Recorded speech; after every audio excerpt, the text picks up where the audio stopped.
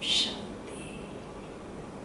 आज हम लोग सृष्टि चक्र को जैसे जाना कि अलग अलग युगों में अलग अलग आत्माओं का कैसे रोल है, तो आज का विषय वस्तु है कल्प वृक्ष। कल्प वृक्ष का नाम तो सुना होगा, नाम सुना है। ये पूरी सृष्टि जैसे कि एक वृक्ष के जैसी है, एक परिवार के जैसे है ना। तो इस वृक्ष के यदि हम आत्माओं के अरेंजमेंट को देखें परम धाम में, तो एक उल्टे वृक्ष के जैसा दिखाई पड़ता है। यहाँ आत्माओं का अरेंजमेंट उल्टे वृक्ष के जैसा है, जिसमें कि परमात्मा ऊपर है और उसके बाद सभी आत्माएं अपने अपने सेक्शन में विराजमान हैं। इसी का मिरर इमेज इस दुनिया में, इस सृष्टि में मानव जीवन वृक्ष के रूप में दिखाया जाता है। ये मानव जीवन वृक्ष की कहानी आज हम परम पिता परमात्मा से सुनेंगे। जैसे एक वृक्ष के साथ इस सृष्टि रूपी वृक्ष को कंपेयर किया गया है, तो वृक्ष के लिए सबसे पहले क्या चाहिए? बीज चाहिए। यदि सृष्टि एक वृक्ष है तो उसका बीज कौन है? इस ह्यूमन सृष्टि का बीज कौन है? परम पिता परमात्मा शिव स्वयं बीज स्वरूप है। बीज की विशेषता क्या होती है? किसी भी बीज के अंदर उसके झाड़ का पूरा ज्ञान होता है। बीज यदि धरनी में डाले तो उसे फिर बताना नहीं पड़ता कि वो कैसे प्रस्फुटित हो, है ना। परमात्मा भी बीज है, तो परमात्मा के अंदर इस सृष्टि के आदि मध्य अंत का ज्ञान समाहित है। बीज नॉर्मली ऐसे डॉर्मेंट फॉर्म में होता है, लेकिन उसका वृक्ष बनने के लिए उसे धरनी चाहिए। परम पिता परमात्मा यदि बीज है तो उनके लिए धरनी कौन है? धरनी कौन? प्रजापिता ब्रह्मा का तन। प्रजापिता ब्रह्मा के तन में जब परमात्मा आते हैं, तब जाकर के इस ईश्वरीय विश्वविद्यालय की शाखाएं इमर्ज करती है। जैसे बीज यदि धरनी में जाता तो सबसे पहले क्या निकलता है? रूट निकलता है।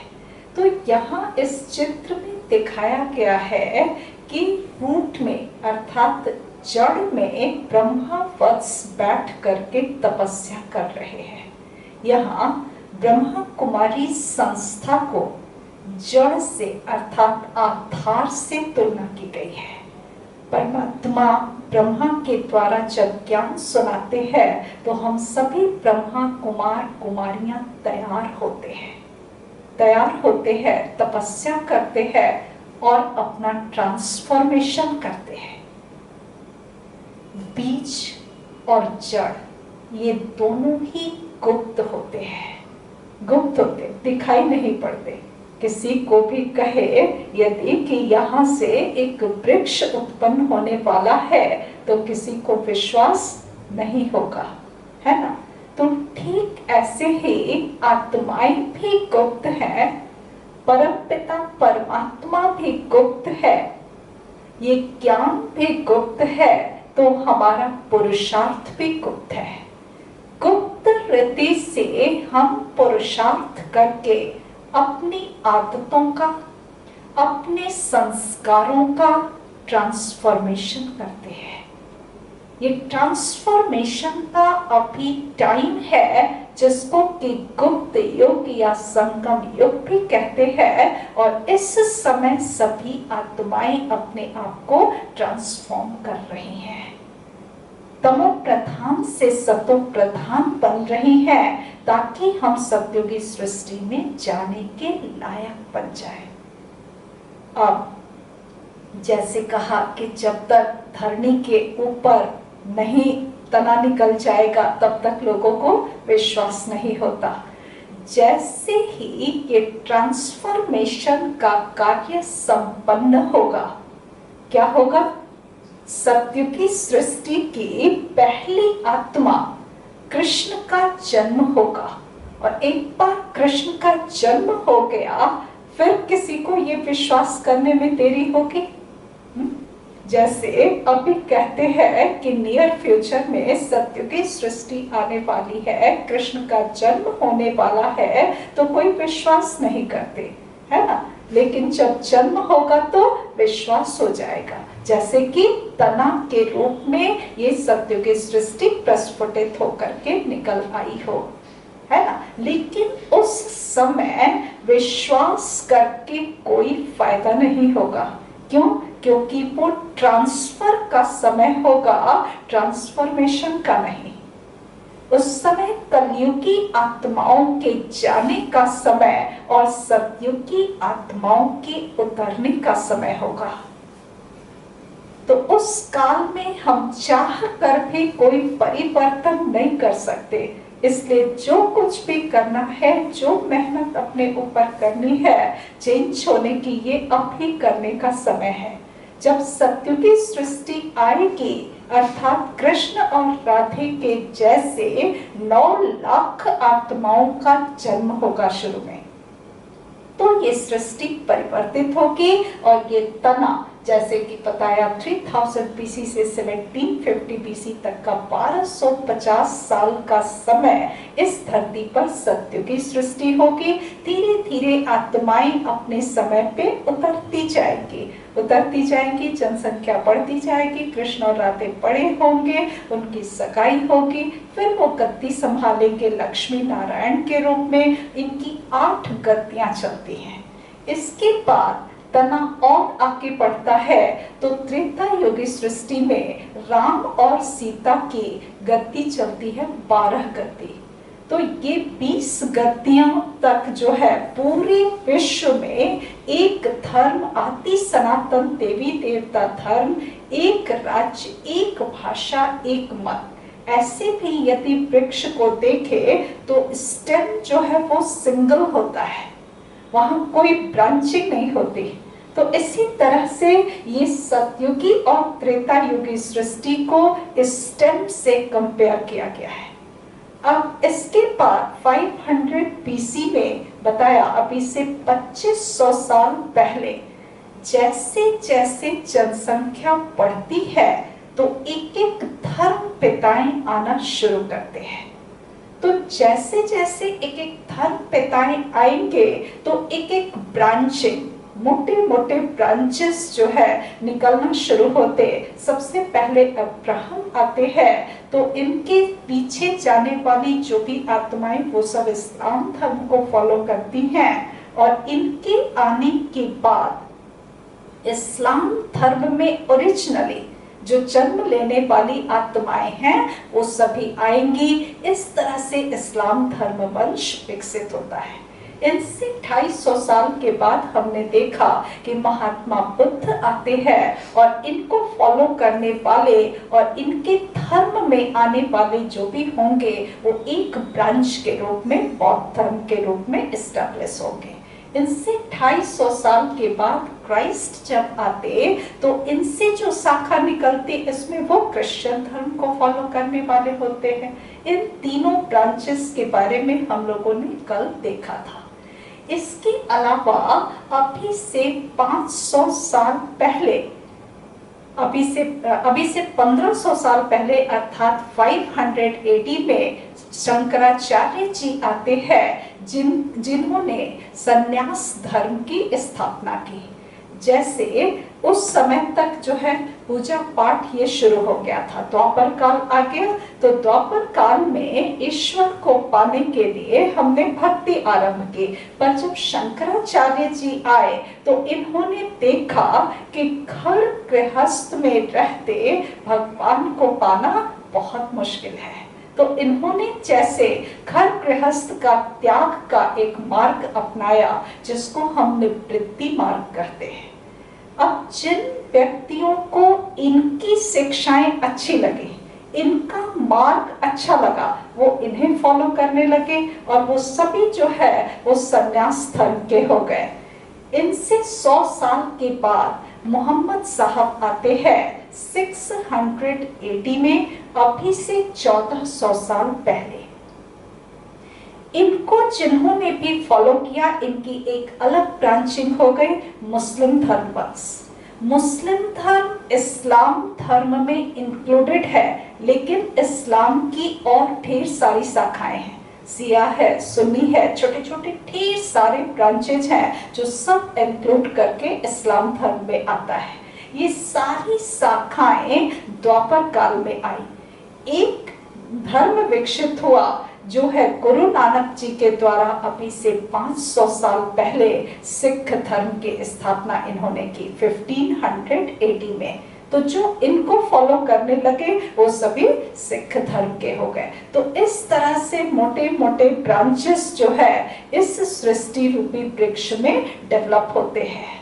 लेकिन यदि किसी वृक्ष को अंत के ऊपर के अवस्था में देखें तो वहां पतली पतली टहनियां होती हैं, नीचे मोटे ब्रांचेस होते हैं, ऊपर पतली टहनियां होती है। इसका क्या अर्थ है? इसको कैसे कंपेयर कर सकते हैं इस सृष्टि रूपी वृक्ष से कि जैसे आज के समाज में देखें तो पूरा समाज जो है वो छोटे छोटे सेक्टर्स में बटा हुआ है। अनेक धर्म, मठ, पंथ, समाज समिति, हर गली में देखे तो एक मंदिर, एक गुरुजी मिल जाएंगे, है ना। तो एक गुरुजी के पीछे उनकी कैपेसिटी के अनुसार 100, 50, 10,000, 20,000, 1 लाख, जैसी जिनकी कैपेसिटी, अर्थात पूरा विश्व जैसे छोटी छोटी छोटी छोटी सेक्टर्स में डिवाइड हो गया है। अब कोई मोटा ब्रांच एस्टेब्लिश होना बाकी नहीं, अब किन्हीं धर्म पिताओं का आना बाकी नहीं है, है ना। अब ये वृक्ष जो है पूरी रीति से विकसित हो चुका है। अब यदि इस वृक्ष को देखें तो सभी धर्म पिताओं की चर्चा इस वृक्ष में की गई, सभी धर्मों के बारे में बताया गया, लेकिन हिंदू धर्म के बारे में कहीं कोई चर्चा नहीं आई। ये हिंदू धर्म कहां से आ गया? हिंदू धर्म कहां से आया? हम अपने आप को कहते हैं कि हम हिंदू धर्म के हैं, लेकिन वास्तव में परमात्मा ने बताया कि हिंदू कोई धर्म नहीं है। हमारा एक्चुअल धर्म क्या है? आदि सनातन देवी देवता धर्म। आदि सनातन देवी देवता धर्म हमारा धर्म है। लेकिन आज के डेट पे यदि कोई हमसे पूछे और हम बताएं कि हमारा आदि सनातन देवी देवता धर्म है तो लोग हम पर हंसेंगे। क्यों? क्योंकि देवी देवताओं की एक भी क्वालिटी हमारे अंदर बची नहीं, कोई दैवी गुण हमारे अंदर है नहीं अभी, तो इसलिए हम देवी देवता धर्म नहीं कहते। फिर क्या कह देते? हम सनातन धर्म के हैं। ये सनातन का एक्चुअल में मीनिंग क्या है? सनातन हम अपने आप को क्यों कहते हैं? यदि इस वृक्ष को देखें तो सनातन का मतलब होता है कंटिन्यूअस, हमेशा हमेशा हम इस तरह पर पार्ट बजाते हैं। जैसे सतयुग में हमने पार्ट बजाया, किस स्वरूप में पार्ट बजाया? कृष्ण और राधे के रूप में, लक्ष्मी नारायण के रूप में। त्रेता युग में हमने पार्ट बजाया राम और सीता के रूप में, है ना। जब हमने भक्ति आरंभ की तो भक्त के रूप में हमने पार्ट बजाया, और उसके बाद कलयुग के एंड आते आते तक भी हम पार्ट बजा रहे हैं, और अंत में ब्रह्मा बाबा को खड़ा दिखाया है। एक्चुअल में वृक्ष जो है एक कंटिन्यूअस प्रोसेस है। बीज, बीज से फिर अगला वृक्ष, वहां से फिर बीज, फिर अगला वृक्ष। वृक्ष अचानक से नहीं आता, ये एक कंटिन्यूअस प्रोसेस है। तो इसी सृष्टि से ब्रह्मा को लेकर के अगले वाले वृक्ष के जड़ में परमात्मा ने बिठाया। तो इसका मतलब कि कलयुग में भी हमारा पार्ट हुआ, फिर अगला जो कल्प चक्र आएगा उसके संगम पर भी पार्ट होगा, और फिर से सतयुग में पार्ट होगा। तो इसका मतलब हमारा पार्ट अनवरत है। इस्लाम धर्म के लिए हम नहीं कह सकते कि उनका सनातन धर्म है। क्यों? क्योंकि 2500 साल तक उनका कोई इस धरती पर पार्ट नहीं है। क्राइस्ट के लिए नहीं कह सकते क्योंकि 3000 साल तक उनका कोई पार्ट नहीं, तो इसलिए क्रिश्चियन को भी नहीं कह सकते कि सनातन है। पर आदि सनातन देवी देवता धर्म का पार्ट इस धरा पर हमेशा हमेशा है, इसलिए हम कहते कि सनातन धर्म है। हिंदू क्यों कहते हैं? हिंदू कब से हम अपने आप को कहने लगे कि जब दिखाया गया कि हमारा आदि सनातन देवी देवता धर्म था, तो जब त्रेता युग से द्वापर में हम प्रवेश करते हैं तो कहा जाता है कि देवी देवताएं जब वाम मार्ग में प्रवेश करते, यदि सृष्टि चक्र का चित्र अच्छी रीति याद हो बुद्धि में, तो स्वास्तिका के दाहिने साइड में हम दिखाते सतयुग और त्रेता को। तो सतयुग और त्रेता का वो समय हमारे देवी देवताओं के सारे कर्म राइट होने का समय है। हम वहां हर एक कर्म राइट करते थे, सही करते थे। लेकिन जब वाम मार्ग में गए तो देवी देवताओं के भी कर्म बॉडी कॉन्शियसनेस में आने के कारण डिप्लीट हो गए, अपवित्रता आ गई।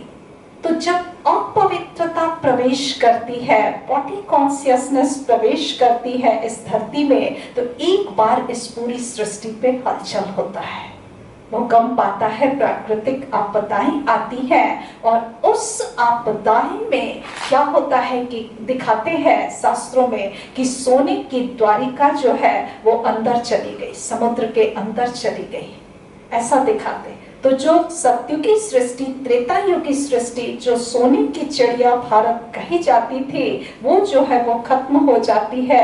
और जो है इसी को हम खुदाई वगैरह में देखते हैं कि भारत की प्राचीन सभ्यता जो है वो सिंध नदी के आसपास थी, ऐसा दिखाया जाता है कि वहीं से सभ्यता का विकास हुआ। तो जब ये हलचल होती है उसके बाद जो नई सभ्यता शुरू होती है वो सिंधु नदी के अराउंड जो है सभ्यता का विकास होता है। सिंधु नदी के पूर्व में ये जो सभ्यता डेवलप हुई, तो वहां सिंधी भाषा में देखेंगे कि सौ को ह कहते हैं। तो इसीलिए सिंधु नदी के अराउंड रहने वाले लोग अपने आप को हिंदू कहने लगे। तो इस तरह से हिंदू धर्म की उत्पत्ति मानी जाती। दूसरा, हिंदू धर्म की उत्पत्ति, हिंदू कहां से आया, बताते हैं कि सिंधु नदी को अंग्रेजी में इंडस कहते हैं। इंडस से इंडिया डेराइव हुआ। इंडिया शब्द जो डेराइव हुआ है वो इंडस नदी से डेराइव हुआ है। और इंडिया को हिंदी में हिंदुस्तान कहते हैं। और हिंदुस्तान में रहने वाले लोग अपने आप को हिंदू कहलाने लगे। लेकिन स्थान के आधार से धर्म तो नहीं हो सकता ना। ये ओरिजिन, शब्द की ओरिजिन के लिए व्याख्या दी जाती है, पर वास्तव में हम सबको ये याद रहना चाहिए कि हम कोई हिंदू धर्म के नहीं बल्कि आदि सनातन देवी देवता धर्म की आत्माएं हैं। तो हमारी जड़ें गहरी हैं और हमारा इस पार्ट, इस धरती पर पार्ट जो है हमेशा हमेशा के लिए है। लेकिन हाँ, समय के हिसाब से परिवर्तन आवश्यक है। परिवर्तन नियम है, तो समय के हिसाब से परिवर्तन। अब कलयुग से सतयुग में जाना है तो संगम पे जो नेसेसरी परिवर्तन है हमें वो करना होगा, अपने अंदर लाना होगा।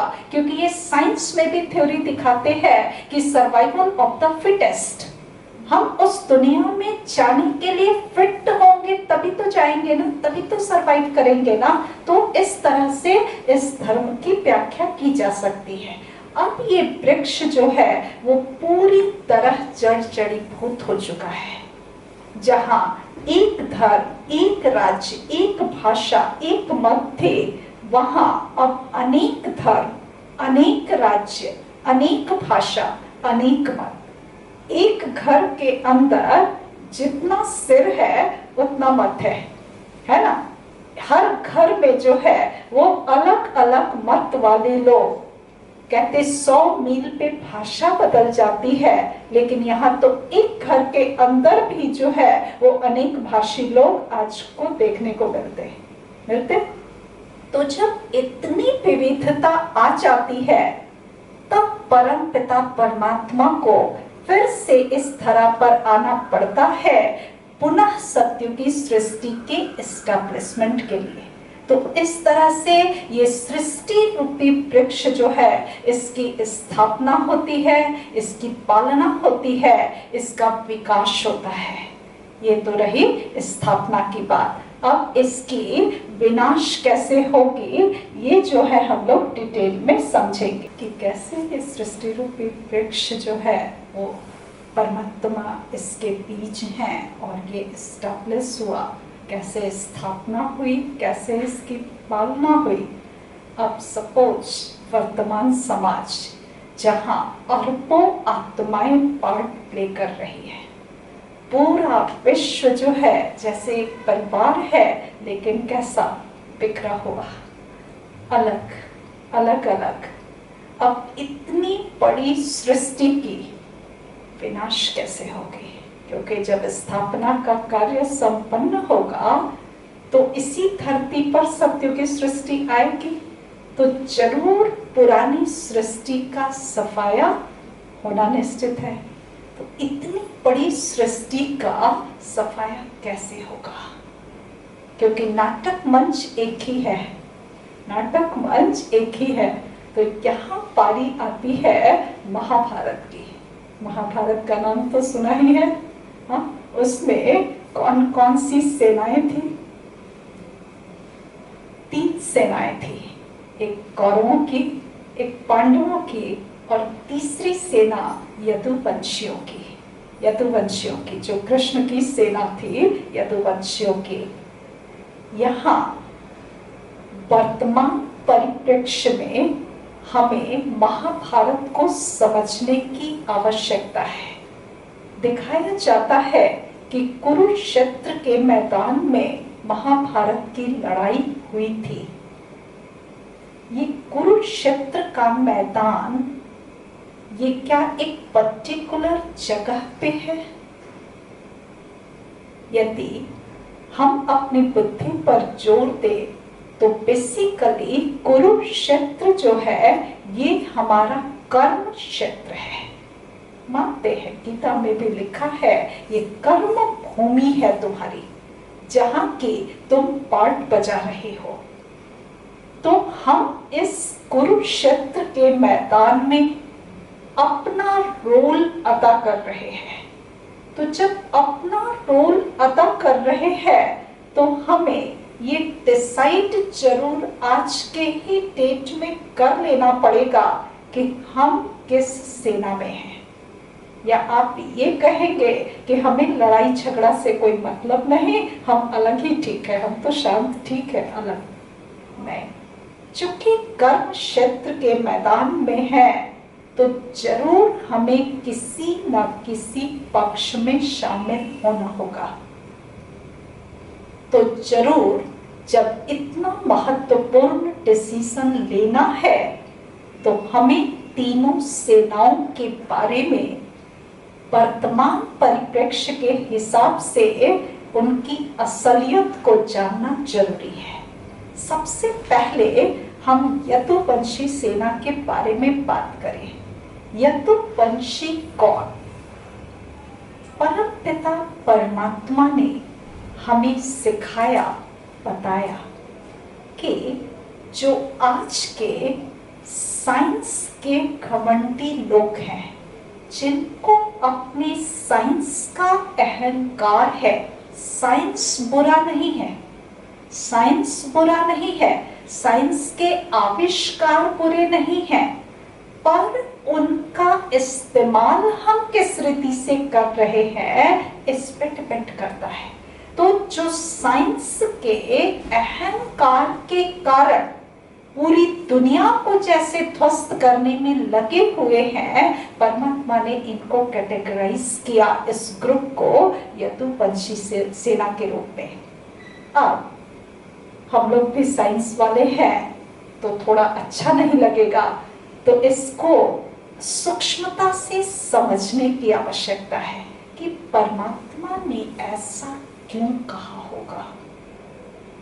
हम यदि महाभारत पे एक नजर डाले तो यदुवंशियों के बारे में क्या कहा गया है। ढेर सारी कहानियां, बातें लिखी हुई हैं, लेकिन उसमें से एक छोटी सी कहानी लेकर के उसको समझने का प्रयत्न करेंगे कि परमात्मा ने ऐसा क्यों कहा। महाभारत में ही एक कहानी है कि दुर्वासा ऋषि का नाम सुना होगा। दुर्वासा ऋषि को दिखाते कि वो बहुत जल्दी क्रुद्ध हो जाते थे, गुस्सा उनको आ जाता था और वो श्राप दे देते थे। दिखाते हैं कि एक बार क्या हुआ कि यदुवंशी बच्चे खेलते खेलते जो है वो दुर्वासा ऋषि के सामने गए और उन्हें पता था कि ऋषि जो है बहुत जल्दी गुस्से में आ जाते हैं, तो बच्चों ने कुछ ऐसे ही खिलवाड़ किया कि एक बच्चे के पेट के ऊपर एक लोहे का मूसल बांध करके उसको ऐसे शेप दे दिया जैसे प्रेग्नेंट लेडी का शेप हो। और जैसे ही ऋषि के सामने पहुंचे, ऋषि जो है तपस्या में लीन थे, उनकी आंखें खुली तो बच्चों ने पूछा कि मुनिवर ये बताइए कि इसको लड़का होगा या लड़की। अब उनको तो सब कुछ पता था। जैसे ही आंख खुली और इस तरह का प्रश्न आया, उन्हें तुरंत गुस्सा आ गया और गुस्से में उन्होंने जैसे श्राप दे दिया कि इसके पेट से जो मूसल पैदा होगा उससे पूरा यदुवंशी खानदान समाप्त हो जाएगा।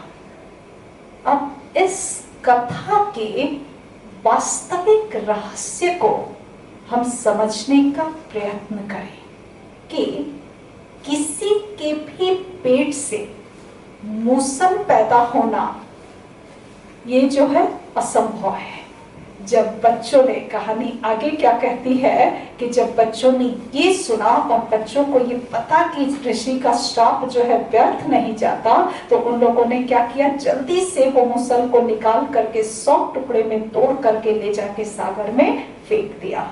तो कहानी आगे कहती है कि जहां ये टुकड़े पड़े थे वहां वृक्ष निकल आया। वृक्ष निकल आया और उसमें जो फल लगे उसमें ये टुकड़े मौजूद थे और उस फल को खा करके पूरा यदुवंशी खानदान समाप्त हो गया। एक जगह कहानी में लिखती है कि जहां ये टुकड़े पड़े थे वहां कटीली झाड़ियां निकल आई और उन झाड़ियों को ही उखाड़ उखाड़ करके आपस में लड़ने लगे और इस तरह से यदुवंशी खानदान समाप्त हो गया। अब इसके प्रैक्टिकल बिंदुओं को समझा जाए तो कहा कि पेट से मूसल पैदा होना ये इम्पॉसिबल है। यदि मान लो लोहे का टुकड़ा सागर में पड़ भी गया तो वहां से वृक्ष निकल आना ये जो है सेकंड इम्पॉसिबिलिटी। मान लो वृक्ष निकला भी तो उसके फल में, एक एक फल में वो टुकड़े मौजूद होंगे, ये भी जो है इम्पॉसिबल। और सपोज उसमें था भी, एक बंदा खाया मर गया, दूसरा खाया मर गया, तीसरा मर गया, चौथा खाएगा, पूरा 11 अछौहिड़ी सेना जो है वो खा करके मर जाएगी। ये इम्पॉसिबल लगता है।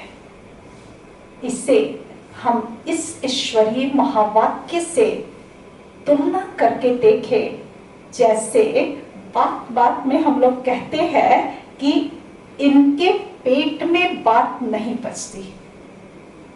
ऐसे ऐसी जो है संज्ञा दी जाती है कि पेट में बात नहीं पचती। बात एक्चुअली में पेट में पचती है या दिमाग में? बात को दिमाग में पचना चाहिए ना। इसका मतलब दिमाग की संज्ञा दी जाती है पेट को।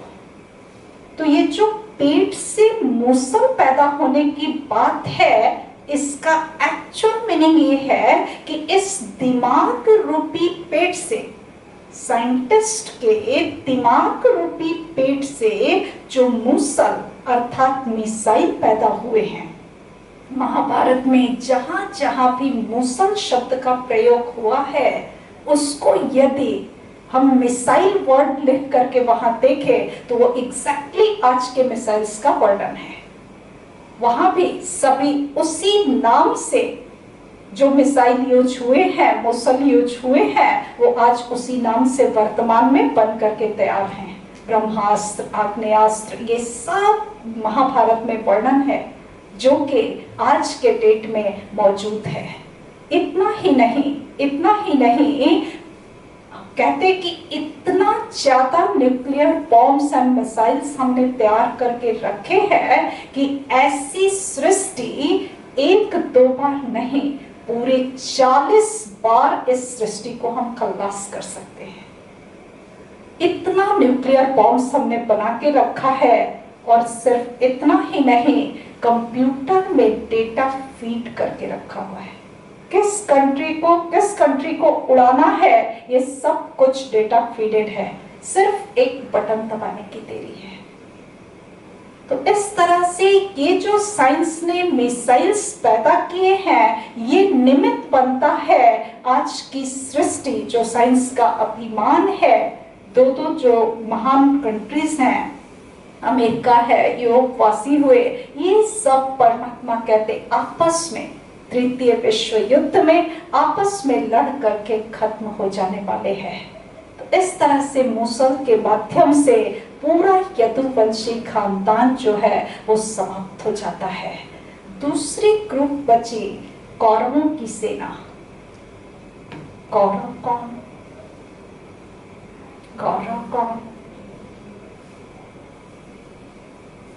परमात्मा से विपरीत बुद्धि। ये ईश्वरीय महावाक्य है कि अंत काल में परमात्मा से जो विपरीत बुद्धि बच्चे हैं वही कौरव। यहाँ विपरीत का दो अर्थ है। विपरीत माना अपोजिट। भगवान कहते इस रास्ते चलो, हम कहते हम अपने रास्ते ही ठीक है, ये विपरीत हुआ। दूसरा विपरीत। विपरीत का अर्थ है कि जिनको भगवान से प्रीत ना हो वो विपरीत बुद्धि हो जाएंगे। इसीलिए दिखाते हैं कृष्ण जी सो रहे थे और जब युद्ध की ठन गई तो पहले दुर्योधन जाता है और सिर के पास जो है बैठ जाते हैं और कृष्ण के सामने जो है अर्जुन पहुंचता है और अर्जुन क्या करते हैं, खड़े रहते हैं, सामने खड़े रहते। जैसे ही कृष्ण की आंखें खुली, उनकी नजर जो है अर्जुन के ऊपर पड़ी तो उन्होंने कहा, पूछा कि क्या बात है बताओ। सारा सीन डिस्क्राइब किया गया। क्या कहा कृष्ण ने? कृष्ण ने कहा कि एक तरफ मेरी 11 अक्षौहिणी सेना है और एक तरफ मैं हूं, पर याद रखना मैं जिधर रहूंगा उधर शस्त्र भी नहीं उठाऊंगा। अर्जुन को परमात्मा से प्रीत थी। अर्जुन को परमात्मा की शक्तियों का एहसास था। इसलिए उसने कहा कि हे भगवान, हमें तो आप ही चाहिए, आप मेरी तरफ रहो। दुर्योधन मन ही मन मुस्कुरा रहा था।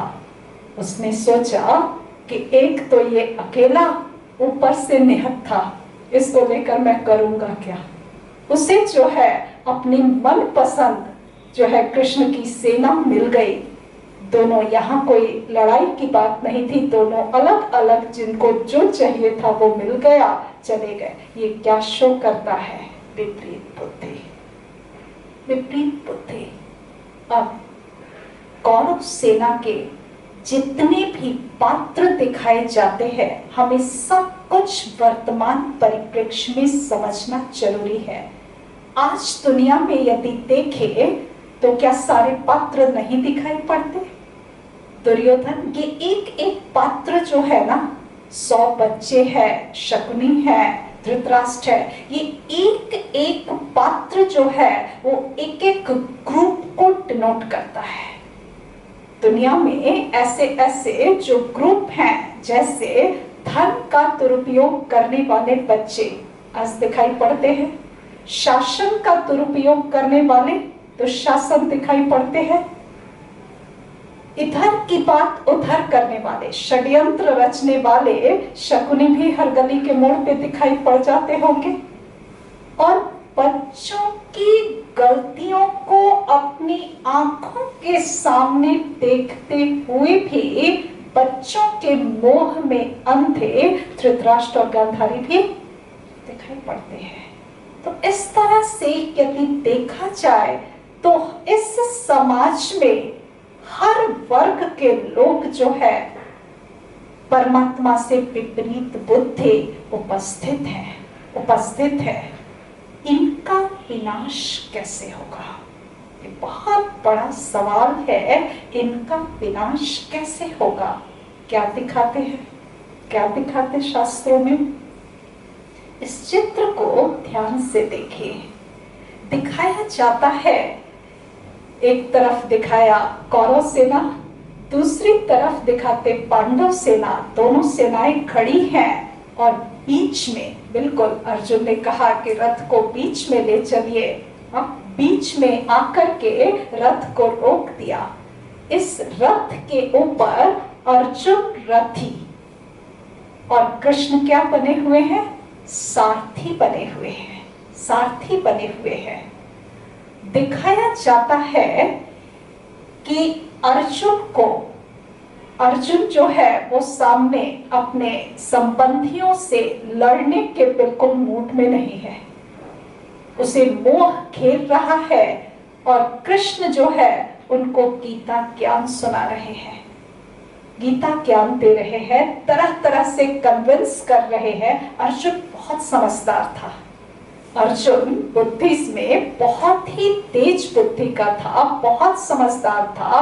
परमात्मा की हर एक बात को वो समझ रहा था, लेकिन फिर भी क्या कहता? लेकिन ये तो अपने है ना, मैं इनसे कैसे लड़ूं, इनको कैसे मारूं? फिर भी जो है भगवान कन्विंस करते हैं उनको। अब यहां जरा सोचने की बात है कि क्या परमात्मा कभी भी किसी को मारने की इजाजत देंगे? सामने बिल्कुल जिंदा सभी खड़े हैं और भगवान क्या कह रहे? ये सब समझो कि मृत पड़े हैं, तुम निमित्त मात्र बन करके इनको जो है मारो। क्या ऐसे हिंसक युद्ध की शिक्षा पांडवों को दे सकते हैं कि सामने वाले को तुम मारो?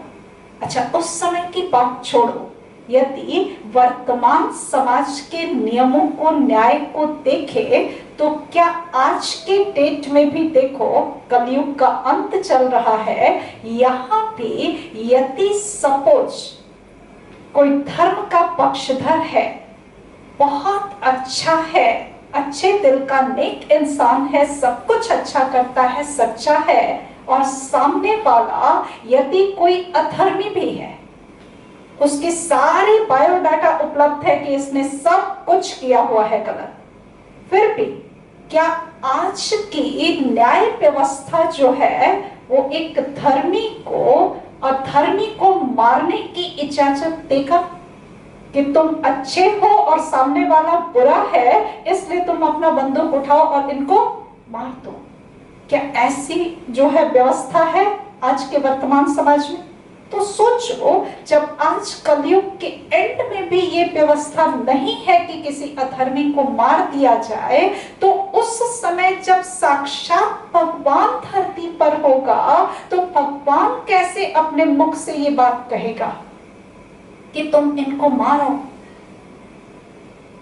इंटेलेक्ट भी हमारा जरूर जो है इस बात को सोचेगा कि ऐसी शिक्षा, हिंसक युद्ध की शिक्षा भगवान तो कम से कम नहीं ही दे सकते हैं, नहीं कर सकते हैं।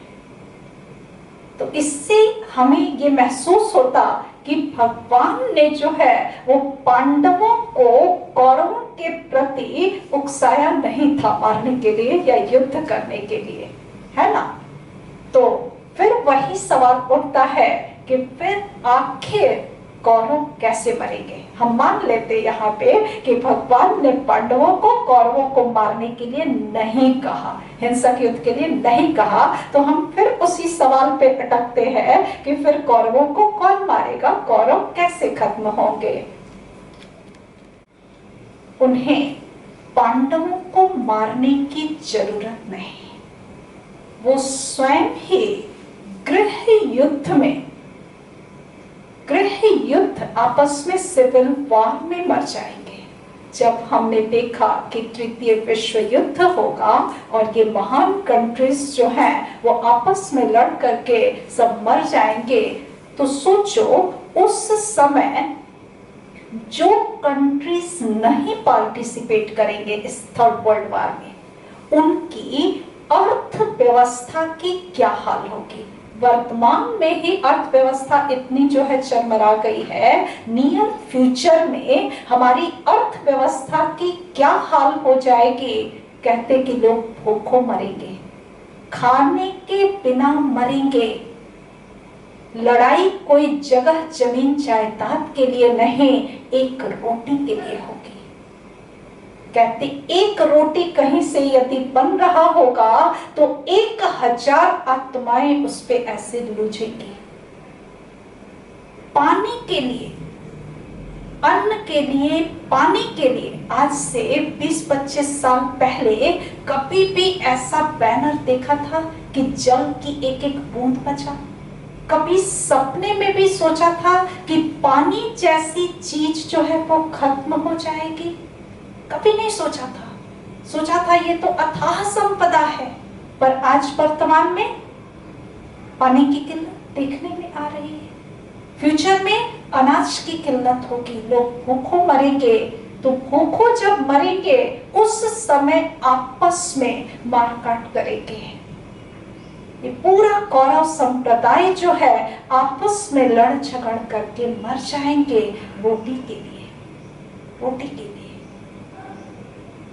इसी के लिए शास्त्रों में एक लाइन लिखी हुई है कि अंत में ऐसा समय आएगा जब मनुष्य मनुष्य की बोटी नोच कर खाएगा। खाने को जब नहीं मिलेगा तो ये सीन भी आ सकता है। तो इस तरह से परमात्मा ने बताया कि पूरा कौरव समाज आपस में लड़ झगड़ करके मर जाएंगे, गृह युद्ध में मर जाएंगे। और सोचो कि प्रकृति के पांचों तत्व उस समय छोड़ देंगे।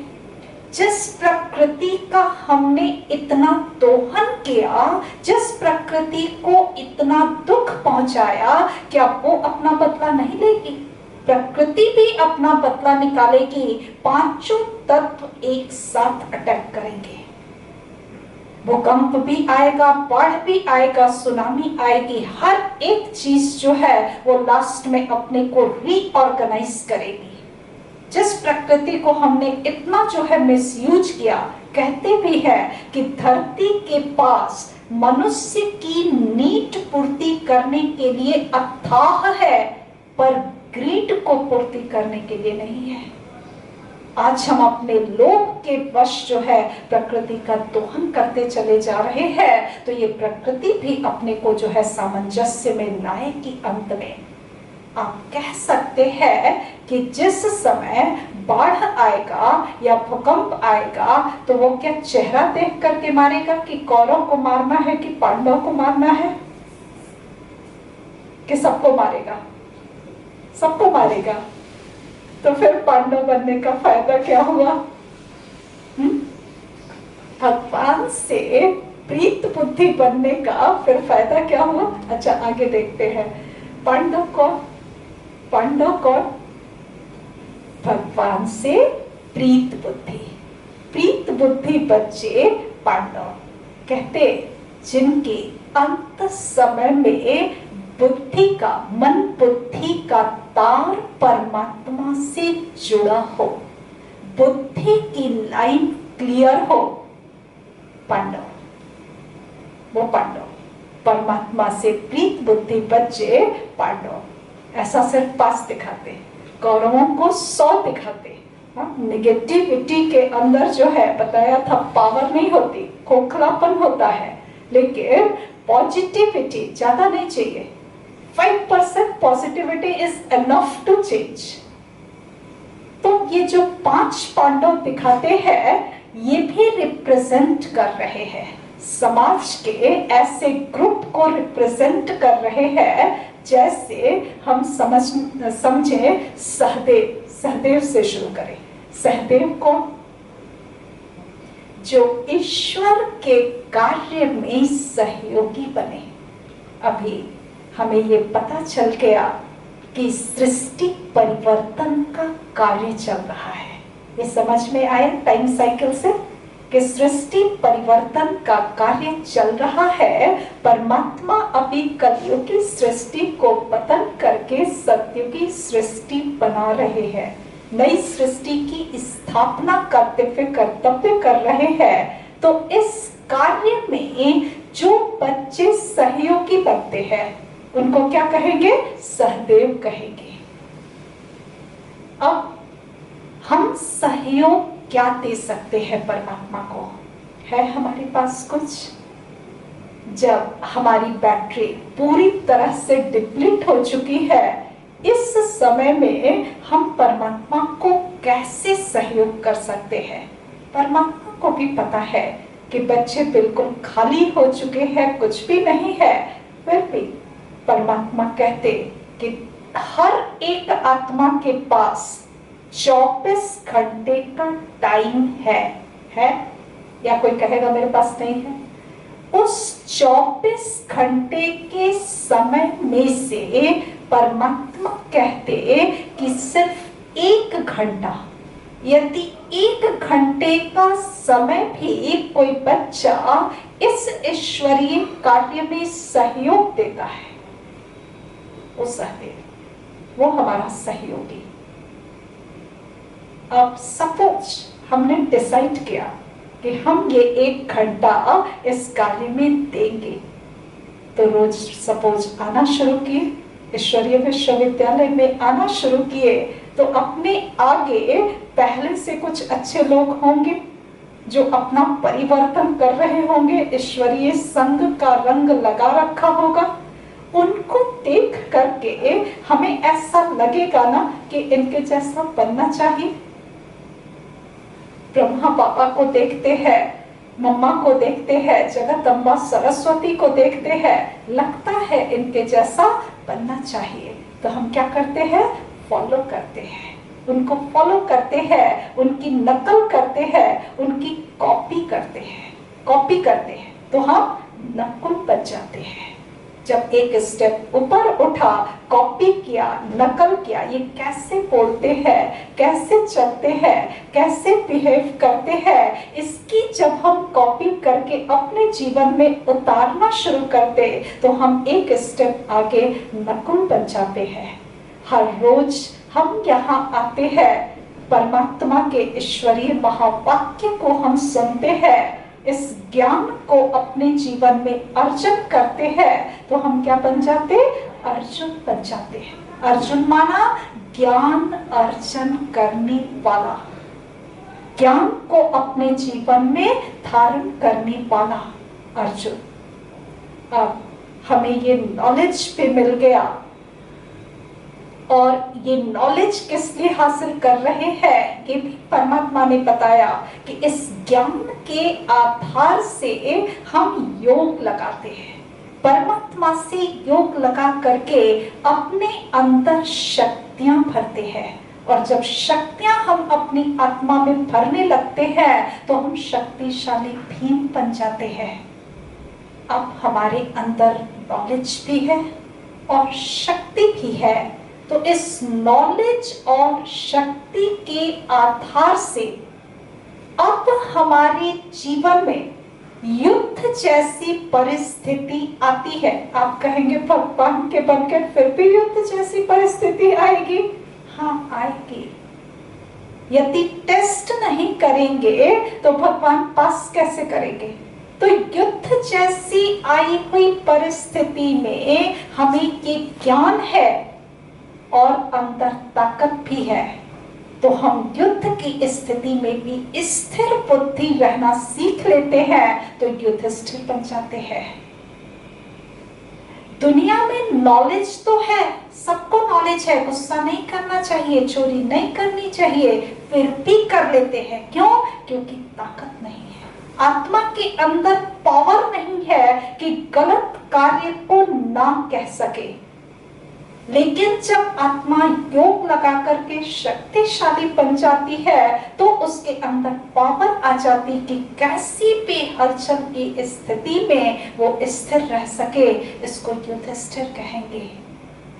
तो हमारा इस संगम युगी जीवन का लक्ष्य जो है होना चाहिए कि कैसी भी परिस्थिति आए हम डगमग ना हो, हिले नहीं। कल को भविष्य में सतयुग आएगा नहीं आएगा वो सब बात छोड़ दो, आज वर्तमान में ही मेडिटेशन के, इस नॉलेज के, राजयोग के अभ्यास के यदि इतने फायदे हो जाए कि दिन प्रतिदिन की जो समस्याएं आ रही हैं उसमें हम स्टेबल माइंड रह जाए, ये क्या कम है? ये क्या कम है? तो जरूर की शिक्षा जो है हमें लेनी चाहिए और जीवन में उतारनी चाहिए, शक्तियां जरूर गेन करनी चाहिए और युधिष्ठिर बनने का प्रयत्न करना चाहिए। तो भगवान से प्रीत बुद्धि बच्चे दिखाया गया है कि बिल्कुल लौकिक दुनिया से जैसे हम आते हैं निकल करके, ये परमात्मा ने यज्ञ की स्थापना की हुई है, रुद्र गीता ज्ञान यज्ञ इसको कहते हैं। हम कलयुगी दुनिया से पांचों विकारों से लैस आए, काम, क्रोध, लोभ, मोह, अहंकार सब कुछ हमारे अंदर होता है। लेकिन इस यज्ञ में जब हम इन विकारों की आहुति देते हैं, स्वाहा करते हैं, तो हम संपूर्ण निर्विकारी बन करके और सत्य की सृष्टि में जाने के लायक बन जाते हैं। ये जो है पांडवों की गति होती, इसीलिए दिखाते हैं कि पांडव स्वर्ग में गए, दिखाते हैं ना, युधिष्ठिर के लिए दिखाते सशरीर स्वर्ग चले गए, ऐसा दिखाया जाता है। अब हमने ये देखा कि भगवान ने जरूर हिंसक युद्ध की शिक्षा नहीं दी होगी। तो यदि हिंसक युद्ध की शिक्षा परमात्मा ने नहीं दी तो फिर कौन सा गीता ज्ञान दिया? गीता ज्ञान तो दिया था, नो डाउट। जरूर परमात्मा ने अहिंसक युद्ध की शिक्षा दी थी। ये अहिंसक युद्ध क्या है इसको यहाँ समझेंगे। जैसे दिखाया कि रथ है, एक रथ है, उस पे अर्जुन रथी और कृष्ण जो है सारथी हैं। उस चित्र को इस चित्र से कंपेयर करें। पहले दिन के अध्याय में हम लोगों ने देखा था कि ये प्रकृति के 5 तत्व से बना हुआ शरीर, ये क्या है? ये रथ है। तो ये ब्रह्मा बाबा का जो तन है ये रथ है, और ब्रह्मा बाबा की आत्मा क्या है? रथी, अर्जुन।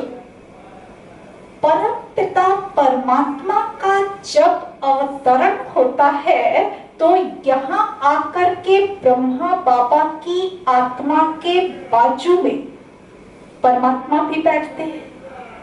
तो रथी के साथ बैठने वाला कौन? सारथी। परमात्मा सारथी बन करके इस रथ में विराजमान होकर के अर्जुन को ज्ञान देते हैं। एक अर्जुन को नहीं, एक अर्जुन को ज्ञान दे करके पूरी सृष्टि की परिवर्तन कर लेना ये टफ है। हम सभी अर्जुनों को इस समय लाइफ में परमात्मा गीता ज्ञान सुना रहे हैं। क्या ज्ञान सुनाया? कोई हिंसक युद्ध की बात नहीं बताई।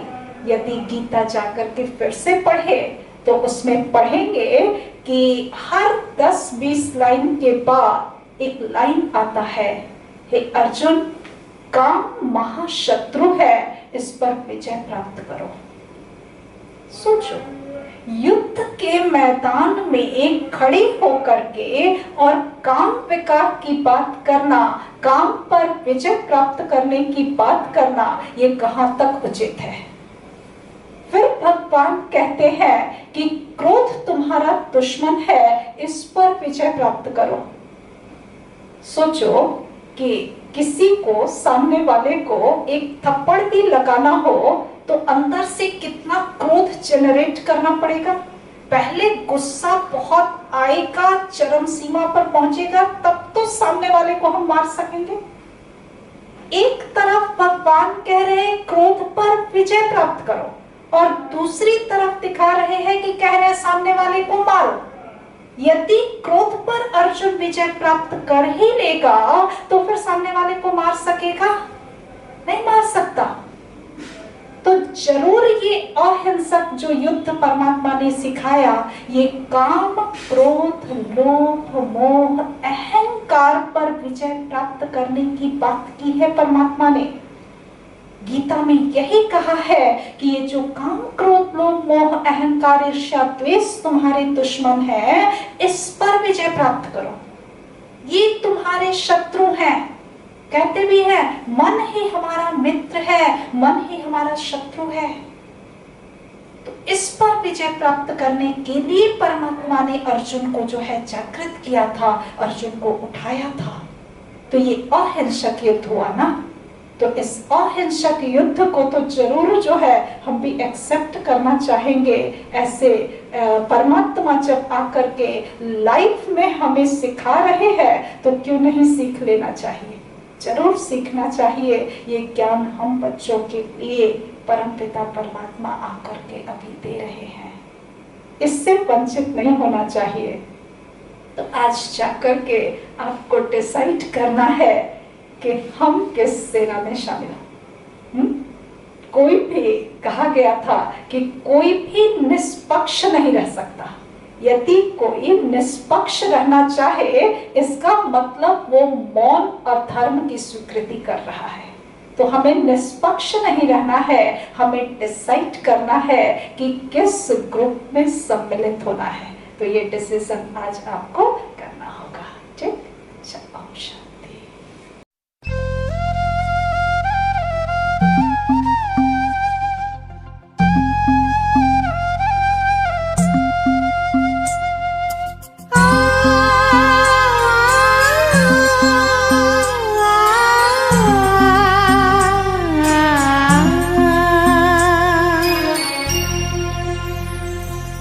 प्रभु से मिला है जीवन, प्रभु को कर दे अर्पण।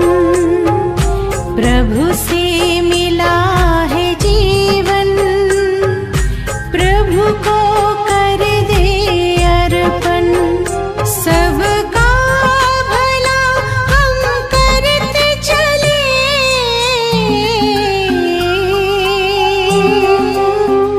सबका भला हम करते चले, हर्षित हो धरा गगन। बस उसका कहना माने, फिर सब कुछ वो ही जाने। बस उसका कहना माने, फिर सब कुछ वो ही जाने। प्रभु से मिला